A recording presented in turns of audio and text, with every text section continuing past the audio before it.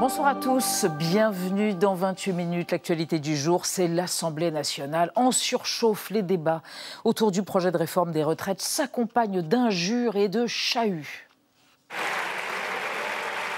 Non, s'il vous plaît. Mes chers collègues. Non, vous vous croyez où? Non mais c'est incroyable.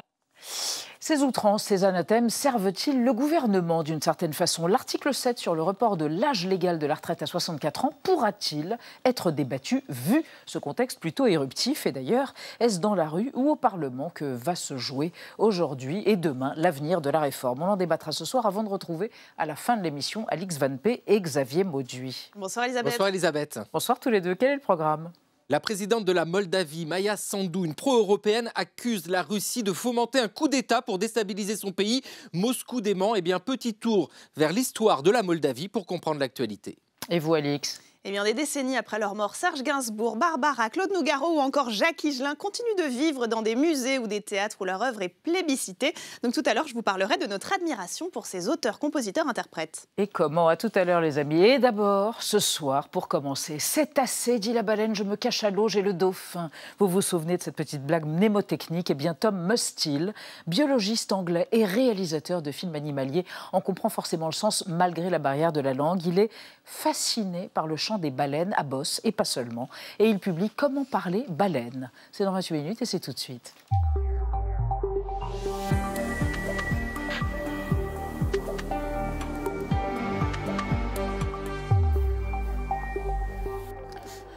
Bonsoir Tom Mustill.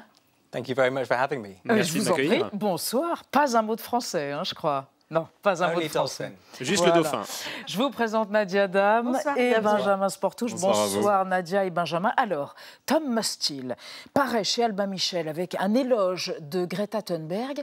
Comment parler baleine? Êtes-vous un communicant, un linguiste, un biologiste?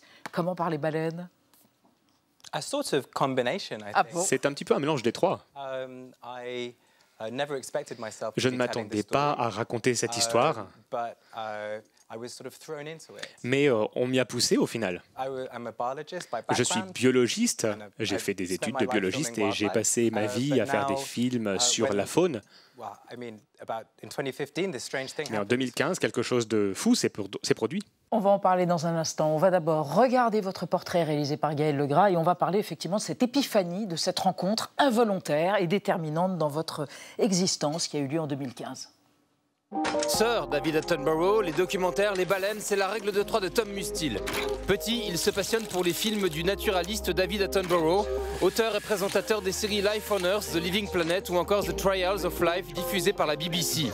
Animals nearly always let you know if they're going to attack you.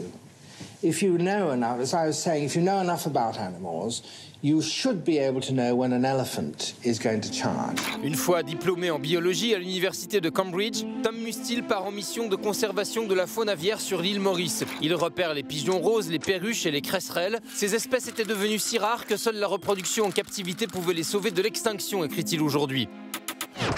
Au milieu des années 2000, il travaille sur des documentaires. Au début, il prépare notamment les émissions de l'explorateur Josh Bernstein.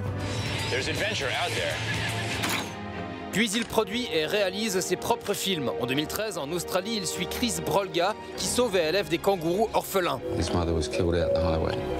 Un an plus tard, un autre de ses documentaires, The Batman of Mexico, est commenté par David Attenborough. Rodrigo Medellín is the champion of one of the world's most hated animals, bats. Parmi ses nombreux films, Tom Mustill a également réalisé For Nature avec Greta Thunberg. Our relationship with nature is broken. But relationships can change. En 2015, avec Charlotte, une amie, Tom Mustill va observer les baleines en kayak dans la baie de Monterey aux États-Unis. Et au moment où il s'apprête à retourner sur Terre,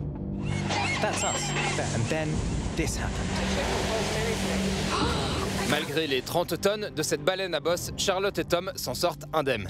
Charlotte went back to work, but I couldn't let it go. Who was this whale? What was it doing?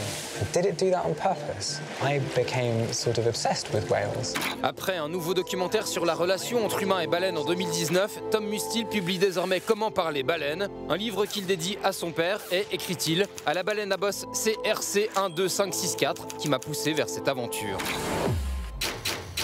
Mais oui, Tom Mustill, parce que cette baleine qui a failli vous emporter dans le fond, cette baleine à bosse, l'équivalent d'un autobus de 2 étages, elle a été localisée, la CRC 12564, et elle navigue sur la planète et vous pouvez la suivre. I mean, it's an extraordinary thing. C'est extraordinaire. Because, you know, normally when something like this would En happen to général, you quand in the quelque wild, chose comme ceci se produit dans la nature, vous vous dites, bon, bah, c'est la fin, on n'en apprend rien. On n'en tire aucune conséquence, mais pour moi, grâce à ces nouveaux outils, grâce à Citizen Science, grâce à l'intelligence artificielle, je sais qui est sa mère, où elle est née. Et aujourd'hui, oui, je peux suivre ses mouvements, sa navigation dans l'espace, et je pourrais même la retrouver. Et si vous la retrouviez, vous pourriez émettre les mêmes sons qu'elle, peut-être. Car parler baleine et chanter ou mugir comme une baleine, vous pouvez le faire. La baleine à bosse, par exemple. Oui, je sais, Tom Mustill, ça froisse votre modestie, mais vous pouvez le faire.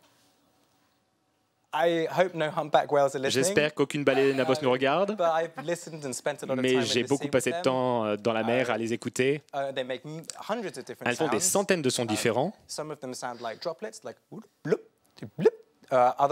ont un bruit de petites gouttes, ou d'autres, c'est comme un chant. Et il y en a d'autres, c'est quelque chose de rauque. Il y a vraiment une grande palette de sons.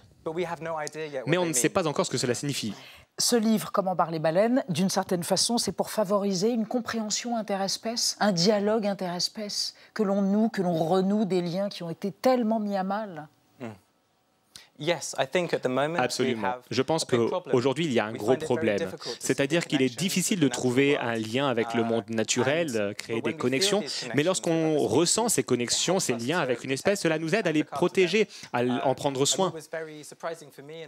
Quelque chose m'a beaucoup surpris pendant que je faisais des recherches pour ce livre, c'est que les machines, la technologie, qui souvent sont un problème pour la nature, peuvent nous aider à nous rapprocher de ces espèces. C'est l'histoire que l'on retrouve dans ce livre.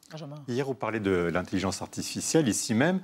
Si un jour, on arrive à décrypter le langage des baleines grâce à l'intelligence artificielle, qu'est-ce que vous leur diriez, vous, spontanément, à la première baleine que vous rencontreriez ? À la première, je dirais, emmène-moi voir ce que tu trouves le plus intéressant dans la mer.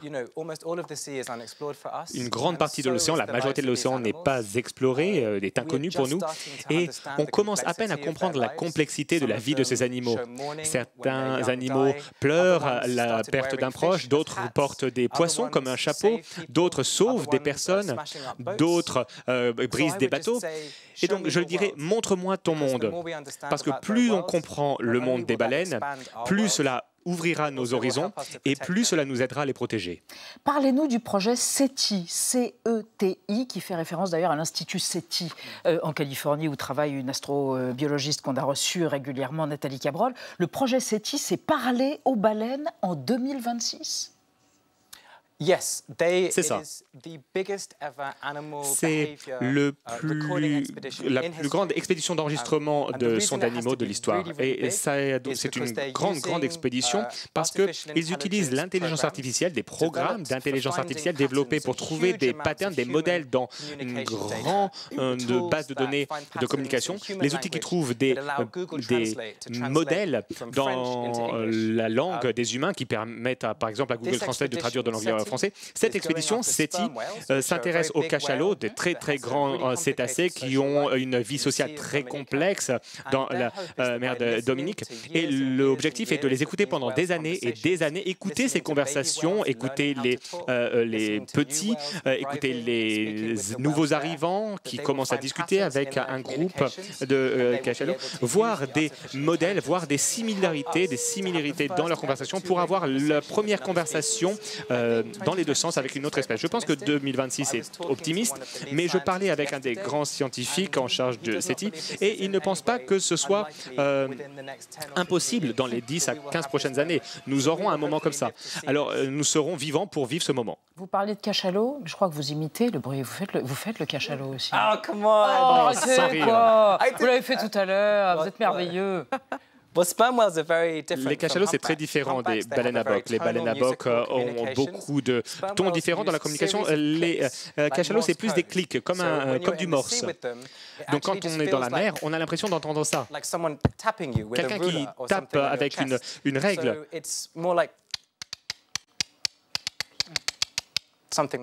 Quelque chose comme ça. Mais c'est beaucoup plus puissant, beaucoup plus fort. Voilà. Tom Mustill, on va évoquer avec Nadia et avec vous ce qui se passe dans des projets extrêmement controversés d'extraction minière dans les fonds sous-marins dans le Pacifique. Oui, c'est imminent puisque cette année, cette exploitation minière en haute mer, elle pourrait être autorisée. C'est l'ONU qui va trancher dans les prochaines semaines, prochains mois. L'ONG Greenpeace a déjà alerté sur la façon dont ça va empêcher les mammifères marins de communiquer. Plus précisément, c'est le bruit. C'est le bruit qui est généré par les moteurs ou encore par les pompes qui va être dévastateur. Ça va provoquer du stress, bien sûr, mais en plus, ça produit des sons qui vont interférer avec les fréquences émises par les baleines et les dauphins. Il y a un exemple très concret.